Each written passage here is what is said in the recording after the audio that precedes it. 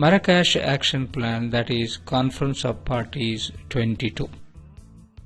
The United Nations Climate Change Conferences are yearly events. They are held in the framework of the United Nations Framework Convention on Climate Change.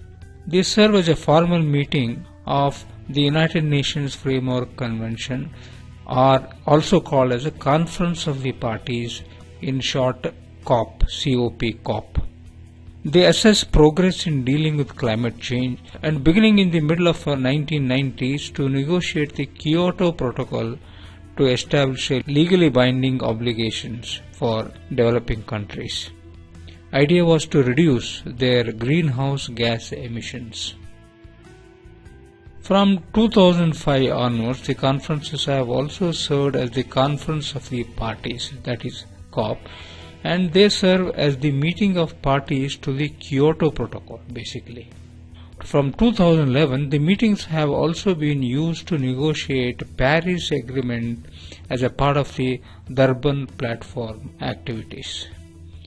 In November 2016, the United Nations Climate Talks, that is COP22, started in Marrakesh. There was a gathering of 200 countries to discuss the implementation of the Paris Agreement. The new climate treaty could come into effect much before the 2020 deadline that was set in Paris. Marrakesh had another mandate, that is, to ensure developed countries honor their commitments they had made before the Paris Conference of Parties, that is COP. As the heads of the delegations held hands in solidarity, they delivered a strong message to the US President-elect Donald Trump also. That is, his country would be isolated if he executes his threat of pulling out the US out of the Paris Climate Pact. The conference also saw a political call, that is, Marrakesh Action Proclamation. This proclamation asked the countries to combat climate change as a matter of urgent priority. It noted that the climate is warming at an alarming and unprecedented rate. Now let us see what were the highlights of the summit. The Paris Agreement set up a general climate of targets, but the details of the implementation still needed to be decided, and the process would be completed by 2018. Climate finance was discussed during the last 2 weeks in order to reach a good balance between a climate adaptation and climate mitigation. Countries have been strongly encouraged to strive towards earlier set target of $100 billion a year by 2020. Nations have also agreed on a 5-year work plan on loss and damage starting from 2017. They will address the issues beyond climate adaptations like slow onset impacts of climate change and non-economic losses and migration. COP22 was also occasion for policy makers, countries and organizations to announce a new strategy, plans, initiatives and financial changes. The ClimateVulnerable Forum was also created, and there was a gathering of 47 of the poorest countries in the world, and they committed to generating 100% of the energy from the renewable sources as soon as possible, and also update their national climate policies by 2020 and to prepare for their long-term strategies. COP22 has been nicknamed as the COP of Africa, because the top of the agenda is the role that the developing countries must play in global climate solutions. The importance of African nations as an emerging climate actor was also notable in the COP theme. The conference also underscored the urgent need for early action on the part of the developed countries to make emission cuts in accordance to their commitments they made in the Kyoto Protocol, and this Kyoto Protocol still has 4 years to go before its expiry in 2020. The Morocco conference used the COP22 conference to formally launch its adaptation of African agriculture. As the food security becomes increasingly challenged by the erratic weather patterns, the initiative proposes measures such as improved soil management, water and irrigation management, and better weather forecasting, and also the insurance programs, and that will benefit the farmers who are affected by the drought. The ultimate aim of the COP22 will be to build on the scaffolding that has been put up in place by Paris climate talks in 2015. Now let us understand why Marrakesh Action Plan is important. The 2-year mark is important as 2018 will bring together the parties of the Paris Agreement once again for a facilitative dialogue. In this, countries will take a stock of their progress on implementing the agreement's measures. COP22 is an important enforcing mechanism, and its collective aim of parties to curb greenhouse gas emissions is highly desired by all countries. The Paris Climate Conference gave the world number 2 degrees, which is a maximum rise in temperature that the globe can experience in this century. And that should happen before the climate changes begins to unleash the serious consequences of global warming. COP22 conference has an urgency, and it is important because currently the international community is not doing enough. Even if all the Paris Climate Conference pledges can be realized, the Earth is still set to experience a temperature rise of 2.9 degrees to 3.4 degrees in this century itself, instead of a 2 degrees that has been mandated, and this is according to the UN Environment Emission Gap report that has been produced recently. Therefore, switching to clean energy forms a big chunk of the solution to this massive problem. There is also promise in the private sector, which has become increasingly involved in the gatherings such as COP22, and there was also focus on public-private partnerships in this area.